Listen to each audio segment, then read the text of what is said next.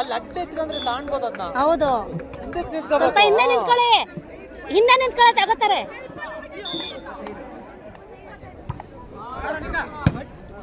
ಬಂತು,